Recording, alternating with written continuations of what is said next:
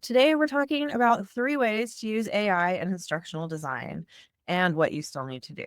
So, last year, I had an organization come to us that had built built a Rise course, and they had used AI to create the course. And basically, what had happened is all of the information from the transcripts that they had taken was uploaded into the course, and Rise did a fair job of chunking the information into appropriate sections, but it really wasn't a course, right? It was still, I'm just reading through this information. It didn't have any of the hallmarks or the needs of, actually being an engaging course. And so what I started to do was work with this organization to get everything sort of aligned and teach them how to use AI in a more effective way when you're not an instructional designer, or you're not, or maybe you are an instructional designer, but you have so much on your plate that you really need to have kind of a little assistant.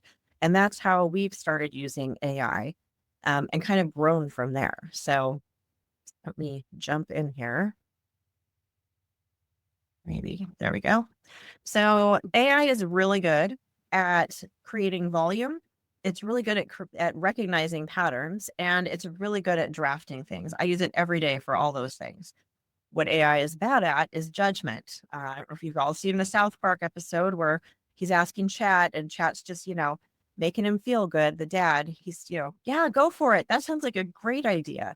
AI just doesn't have judgment. It's not a human, so it's not going to have that. It can seem like it does, but it really doesn't, right? Context as well, and then quality control. I saw somebody say the other day that they were going to use an AI to fact check another AI, and I thought that just sounds full of problems. So the bottom line here is that we are still the instructional designer. So today we're just going to kind of briefly touch on 3 ways that you can use it. There's actually a lot more, but these are 3 that I thought were really top of mind for instructional designers, things that we do every day, but we can incorporate AI to help our lift become a little bit easier. So we're going to talk about SME interviews and how to take that and create structured content from it. We're going to talk about scenario generation, and then assessment question generation. And then I have a little bonus at the end that kind of just goes over what you still own as an ID, and then 5 red flags that we want to watch for when we're using AI. So we're going to start with structured or SME interviews. So this is kind of how I start. So you can kind of think about it in 3 ways, right? You have the pre-work before your SME interview, you have the actual interview, and then you have your post-production work where you're taking all the information they've given you. A lot of times it's a big info dump, and then you're pulling out all of the key pieces and the information. So this is where AI can really come in handy. So the key to all of this is to really understanding and knowing what to teach your AI agent. So you can do this in a variety of ways. I use Claude. I was using ChatGPT, and I've moved over to Claude because I feel like it just gives me a better experience. Made that transition about 2 months ago, and it was a lot because I had to move all of my folders over. But that's what I want to talk about, is that each AI agent has the ability to create folders, project folders. If you use Gemini, you've got gems. If you're using ChatGPT, you have folders. Claude, you have project folders. And basically, you can teach your AI tool, whatever you choose, all about what you're doing. So, for instance, in this case, I would do the pre work where I would go ahead and get information from leadership as far as like what are the outcomes. So, for building a course that's about, company culture. What do you want those learners to come out of it with, right? What do you want them to come out of it with? So verify those business outcomes. And then we're going to translate those into our learning objectives. You could even have your AI help you with that. But I feel like to make sure that we're really on par, we want to make sure that we are aligning those, right? We're still the human in charge.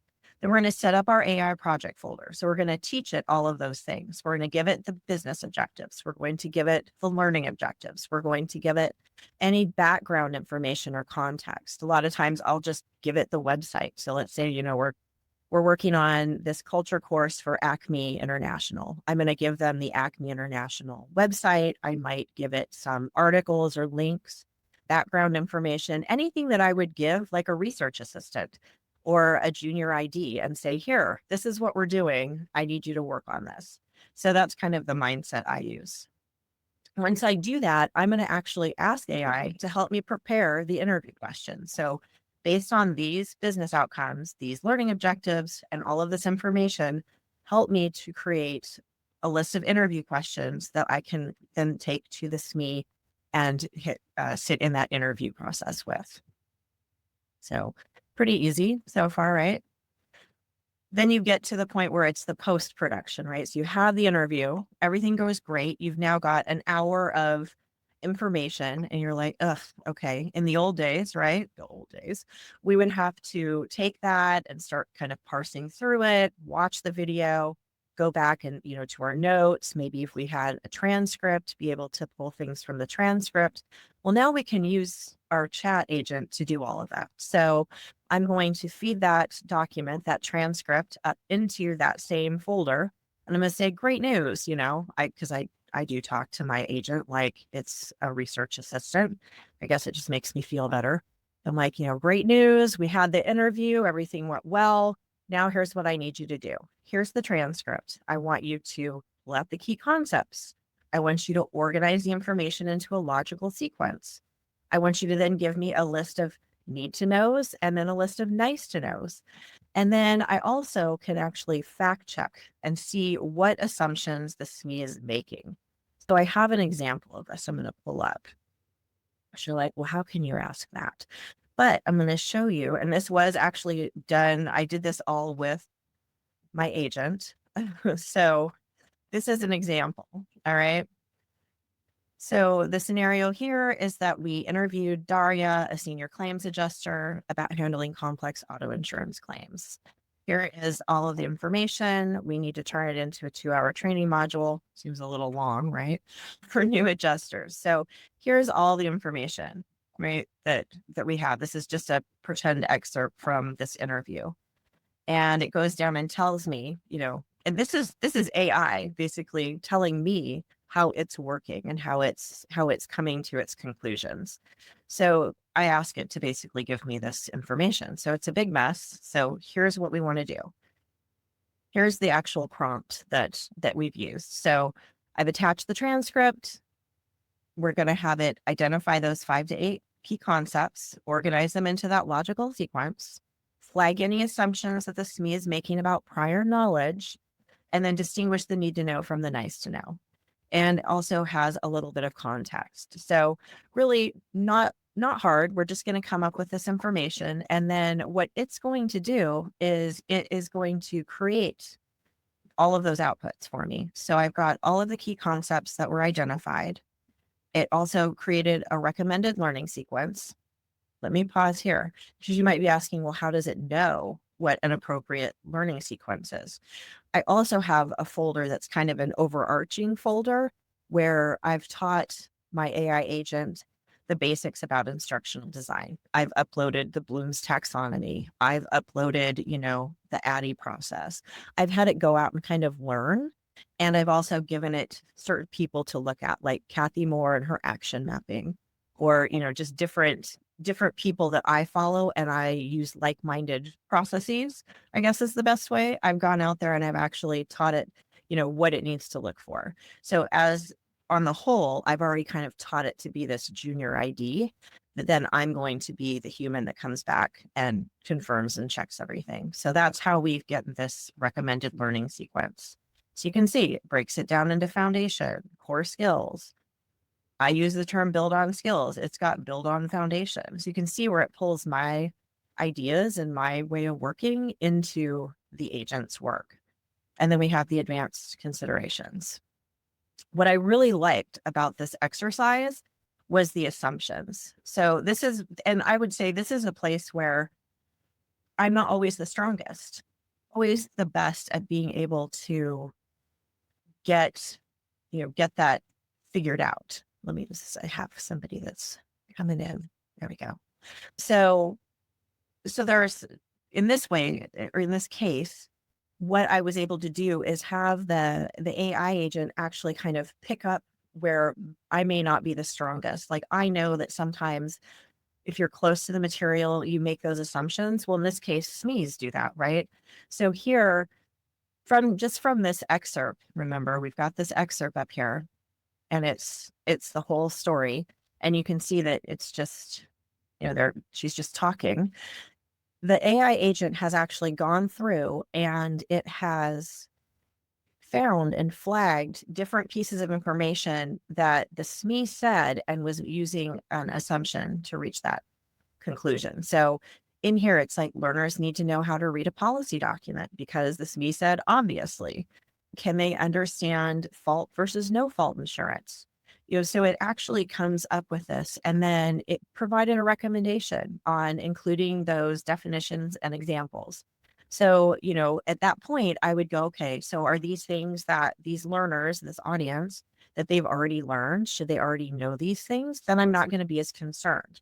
If they're a brand new agent, then maybe I am going to be concerned. And maybe I'll just do a redirect back to another module, or I will have a little appendix or a resource tab in my e-learning to make sure that they have access to those definitions and that information. So it gives you that option.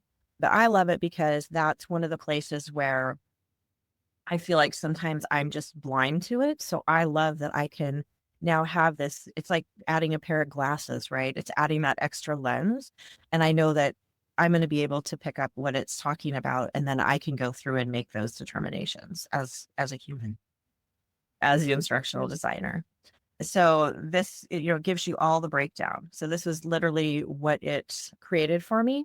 And you can see here the time difference. So if you are ever hard pressed to speak to your leadership or to someone about, the value, and I think that's important. And if you're an independent contractor, don't, you don't want to lessen your value because you're using AI, because you still have to do all the things. So just as an example, though, for the time savings, you can see that 2 to 3 hours of what we would have, like if I was doing this on my own, and honestly, it could have been more because I get interrupted and that's, it's a heavy process. I would have to organize it based on what Daria, the SME, said, not necessarily how it should be taught. It would take more of my brain power to figure out what I needed to do there. And again, my biggest gap would be that I might miss assumptions because they feel obvious. And again, it's hard to see the forest for the trees, which that again, sometimes we can be too close to that information. So you can see in green that with the AI agent, it took me 5 minutes to write the prompt to have it actually do the work, 2 minutes to get the organized output, 30 minutes to validate and make those design decisions. And then I end up with this clear view of what to teach in what order. So very cool that you kind of take this. And honestly, this is very similar to how we're going to approach the other items that we're talking about today. Let me just hide that. All right. So again, what you still own as the instructional designer, and I think this is really important, and this is where sometimes I think this is the crux of where some of the issues happen when we're using AI and we're relying on it to give us all of the information and all of the truth. We really still have to be those human owners and those instructional designers where we are validating the sequence, determining what people need to know before they come into the course, choosing the correct level of detail, designing that experience. Again, your audience, if they're on the manufacturing floor, if they're in a corporate office, if they're out in a car traveling to different sites, those are all things that you are going to be considering. And then go back and verify the accuracy with your subject matter expert. So, which normally I think we would do as part of the process. I've had the interview, I've pulled all the information out. I would always have a follow-up with that SME to make sure that I understood what they were talking about and that I've interpreted it correctly and that what I've generated is accurate to what the learner needs to know. So I love that it says, AI gave you the structure, but you still do the instructional design.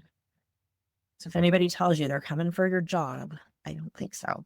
I think that I think that people are going to see very quickly when something that is generated completely by AI versus doing it in this manner where I'm using like a 70-30 rule. 70% of the work can be done by AI, but 30% of the work is still going to be done by me. So, scenario generation. So, again, I'm not going to go into the full detail since we already spent kind of a lot of time talking about like the pre and the during and the post, but similar scenario. You may actually be using a SME to create the scenario. So in this case, AI can really become a brainstorming partner. You can feed it information about like the type of situation. So, I'm on a manufacturing floor and this is what we're doing. And we need to be sure that we're, being careful and mindful of safety. So give me some different variations and scenarios. You can upload data. If you have outcomes, let's say you're working in a contact center and you have all of your data from calls and you need to create some scenarios for coaching opportunities, you can actually feed that data right into your agent, let it know these are call transcripts. Here is the accurate call flow. Here's, all the information. Again, use those project folders, upload it, and then have it generate some scenario ideas. And then you can continue to manipulate and control the outcomes until it gets it to where you want it to be. You can then add realistic details and you can have it create natural dialogue. One thing I know about AI is that it loves to talk in really short sentences. I'm sure all of you on LinkedIn see a lot of posts and you can usually tell when it's AI because they're using, well, we all know the EM dashes, right? That I'm so sad because I love EM dashes, but I've pulled back. Semicolons coming in. So, you can kind of get that feeling. So you want to make sure that it's natural. So creating that natural dialogue. And again, you can teach it what that means. So I've uploaded other things I've written and said, this is my style and my tone. I can be snarky. This is what I like to do. You can give it, like a character. Here's Bob. He works on the floor. He's this old, this is where his background is. You can create these characters and then have the AI agent create a natural dialogue for that person. And you can go back and manipulate it as well. And then you can also have your AI build in those natural decision points. So again, I'll use the contact center as an example because that was a lot of my background. And so when, let's say, a certain type of call is coming in, it's a return, and the agents are struggling with the return. Maybe they're getting hung up in a certain spot. You can pull all that data and then again create the flow and then import that into your scenario so that the AI agent is actually helping you create those decision points of where they should be choosing. Yeah, I'm going to say this or I'm going to do this. And, you're able to kind of fine tune it and create that story, if you will. So, and again, this is a great example of AI can produce the volume. So you can say, give me 20 scenarios. Here's the parameters. And then you can go in and you can choose. You can say, oh, this scenario fits really well. Or, I like this part of scenario 3 and this part of scenario 5. Can you blend those together and give me a new scenario? So it's a way to just, again, it increases your speed and your efficiency so that you're able to then have a quality product. You can, put more effort and impact into the pieces that are dependent on that human interaction and that human, design thinking piece.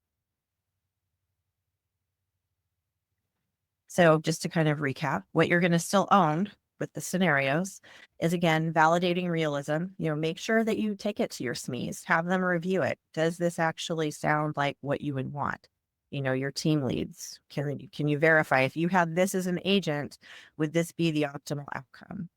Making sure that you have that learning alignment across business objectives and learning objectives, adding organizational context. Of course, there's nuances to every organization.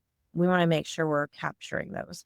So if there's pieces of, let's say, core values that need to show up in a conversation with a customer, then that's where you're going to be able to say, oh, we can really make this even better by adding this. And then you get to design the feedback as far as like what the response is to the person that's taking the simulation. What is the correct response? Where should they go find a knowledger? So AI helps you with that quantity, and then you're ensuring the quality. And then our final example are assessment question generations. I don't know about you guys. I have a wonderful person on our team who is a fantastic assessment question writer. It is probably my least favorite thing to do because there's a lot of rules, right? There's a lot of rules. I've taken a whole course on writing assessment questions back in my master's program. So it's a whole topic unto itself. And again, it's not my strong place to be, but I can become a stronger instructional designer by leveraging the tool of AI to help me create and craft questions that are going to be meaningful. So how you can have AI help you. Again, create your folder. I gave it the Bloom's taxonomy. I've given it other information about writing assessment questions. I've given it different types of questions that I want it to be. And then I've also taught it, what a plausible distractor is. So then all I need to do is go in and give it the content and have it create the questions. I can say, I need 30 assessment questions. I need 5 of those to be foundational at Bloom's level 2. I need the remainder to be a combination of 3 and 4 level questions where I can see application. You can go in and actually just, again, teach it exactly what you want it to do, and it will do it for you. So you get this list of questions and a question bank, and then you're going to do the same thing where you go through, make sure that those questions sound correct, that they are getting you the answer that you want. You can even run it back through and just say, revalidate that these questions are, solid questions. And then, you can even tell it, get rid of the weakest 5 questions. So you can really test your AI agent as well to get it to do what you want it to do. And for your ownership on this one, you can notice it's pretty much the same, right? We're going to verify alignment to our objectives, evaluate the difficulty, make sure you have the right mix, check for bias. That's important. Validate distractors. So make sure they're logical distractors. Make sure that a distractor isn't something that could be confused as a potentially right answer, like maybe it's too close. And again, you're going to be picking that up. That's not something that AI necessarily will. It may, and I'm sure in the next 6 months, it's going to be doing things even better. And then you also are going to make sure you're designing your strategy. So depending on what those learning objectives are and what your goals are for the learners to do at the end of the course to be able to validate their learning transfer, is it just simple, knowledge? Is it where I need them to show me how to do something so I can ensure that it's being done safely? That's all part of what you as an instructional designer still own. As it says, assessment is high stakes, and it's you're the one that's accountable here, right? Because you're the one that's going to be able to demonstrate ROI or ensure that you've met the compliance requirements for, OSHA, or depending on what the role is and who is taking these assessments. All right. So really quickly, because we're almost at the bottom of the hour and I got started a little late, I'm just going to quickly go through these. And then I do have time for Q&A at the end because I think discussion is the best way to, to really come out of a webinar or a conversation with more information. And so non-negotiables, we need to make sure we're understanding our learners, that we're making design decisions, we're navigating stakeholders, defining success, and ensuring quality. So pretty much what we do every day, right? Those are things we can't hand off to AI. So here's our 5 red flags. And I'll tell you, as with anything, sometimes we find ourselves in the danger zone. I think I've written a couple LinkedIn articles over the last couple months about where I went too far into trusting AI and what I've learned. So this one, the output sounds too generic. That's pretty much a standard, right? So it just means that you haven't fed it enough context, or you've just said, yep, this draft, it works. And, you've put it out there. I've seen horror stories of meeting agendas that have been sent out that have absolutely, they just make no sense. And it's because someone was like, oh, I'm just going to put it into chat. And then whatever chat gives me, that's what I'm sending out. There's none of that human validation and verification. So again, add specificity, use real examples, and edit heavily. You can't explain why you made a choice. It's kind of like your mom saying, because I said so.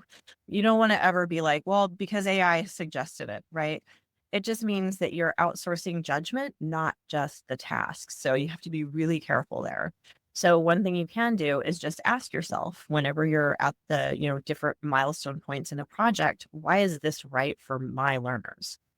What is AI giving me? And is this actually right? Like put it into the context of how you're going to be delivering that training. Content is accurate but tone deaf. This one is a big one too. We, especially now, work in a very global economy. We're, working with clients and partners all over the world. So another thing that you may need to take into consideration is making sure that you have the right cultural context. Working with a contact center that's based in India or Jamaica or the US, there may be different nuances that need to happen, and that's on us. So we need to always review for tone, assumptions, and appropriateness. This is a good one. Learners or SMEs flag issues you've missed. Now, I would say having a SME flag it, if I've given it to them, that's a good thing. If a learner is flagging it, that's not a good thing, right? It means that things are not working the way that they should or that we need them to. So we want to make sure that we are looking at the prompts, how we're actually building in the prompts when we're having it generate the content for us. So if AI creates work for you, like if you're finding that you're having to do a lot of post work, then maybe go back and relook at your prompts to make sure that they are written in a way that's going to work for you and for the content you're building. And then the final one is that fixing it takes longer than creating. So kind of jumping on that same bandwagon. If you have problems that people are finding, learners, stakeholders, that means that you're trusting your AI tool just a little too much and you're not validating enough. So always remember that you're the pilot. Don't be putting it on autopilot, that you're still the pilot. You need to land the plane. So always review it with your SMEs.